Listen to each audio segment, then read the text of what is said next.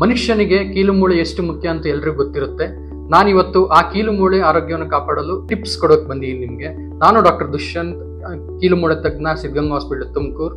Number 1, ಉತ್ತಮ ಆಹಾರ ಕ್ರಮ. ಇದರಲ್ಲಿ ಏನಂದ್ರೆ ಉತ್ತಮ ಕ್ಯಾಲ್ಸಿಯಂ ಮತ್ತು ವಿಟಮಿನ್ D3 ಇರುವ ಆಹಾರ ಪದ್ಧತಿಯನ್ನು ನೀವು ರೂಢಿಸ್ಕೊಂಡ್ರೆ, ಅದ್ರ ಜೊತೆ ಉತ್ತಮ ಐರನ್ ಕಂಟೆಂಟ್ ಅಂತ ಹೇಳ್ತೀವಲ್ಲ, ಕಬ್ಬಿಣಾಂಶ ಇರುವ ಆಹಾರಗಳನ್ನು ಸೇವಿಸುವುದರಿಂದ ನಿಮ್ಮ ಆರೋಗ್ಯ ಮತ್ತು ಮೂಳೆ ಮತ್ತು ಕೀಲು ಸದೃಢವಾಗಿ ಇರುತ್ತದೆ. ನಂಬರ್ 2, ವ್ಯಾಯಾಮ ಮತ್ತು ಚಟುವಟಿಕೆಯಿಂದ ಇರುವುದರಿಂದ ಉತ್ತಮವಾದ ನಿಮ್ಮ ಮೂಳೆ ಮತ್ತು ಕೀಲು ಉತ್ತಮವಾಗಿರುತ್ತದೆ ಮತ್ತು ಆರೋಗ್ಯಕ್ಕೂ ಕೂಡ ಒಳ್ಳೆಯದು. ನಂಬರ್ 3, ಧೂಮಪಾನ ಮತ್ತು ಮದ್ಯಪಾನದಿಂದ ದೂರ ಇರುವುದು ಉತ್ತಮ ಸಲಹೆ. ಕಾರ್ಬೋನೇಟೆಡ್ ಡ್ರಿಂಕ್ಸ್ ಮತ್ತು ಈ ಶುಗರ್ ಕೋಟೆಡ್ ಡ್ರಿಂಕ್ಸ್ ಏನಿರುತ್ತೆ ಅದರಿಂದನೂ ದೂರ ಇರೋದು ಒಳ್ಳೆಯದು.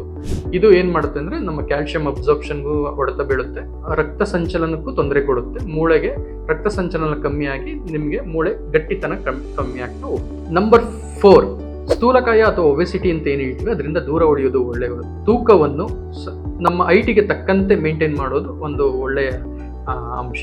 ಏನಂದ್ರೆ ಈಗ ಒಂದು ವ್ಯಕ್ತಿ 150 ಸೆಂಟಿಮೀಟರ್ ಇದ್ದಾರೆ ಅಂದ್ರೆ ಅವರ ವೆಯ್ಟ್ ಅದಕ್ಕೆ ಮೈನಸ್ ಮಾಡಿದ್ರೆ 100 ಮೈನಸ್ ಮಾಡಿದ್ರೆ ಏನ್ ಬರುತ್ತೆ ಅದು ಆಗಿದೆ. 180 ಸೆಂಟಿಮೀಟರ್ ಇರುವಂತ ವ್ಯಕ್ತಿಗಳು 100 ಮೈನಸ್ ಮಾಡಿದ್ರೆ 80 kg, 80 ಏನ್ ಬರ್ತಾರೋ 80 kg ಅವರಿಗೆ ಒಂದು ಉತ್ತಮವಾದ ತೂಕ. ಅದೇ ರೀತಿ ಒಬೆಸಿಟಿಯಿಂದ ದೂರ ಇದ್ದಷ್ಟು ಕೀಲು ಮೂಳೆಗೆ ಒತ್ತಡಗಳು ಕಮ್ಮಿಯಾಗಿ ಸದೃಢವಾಗಿ ಇರುತ್ತೆ.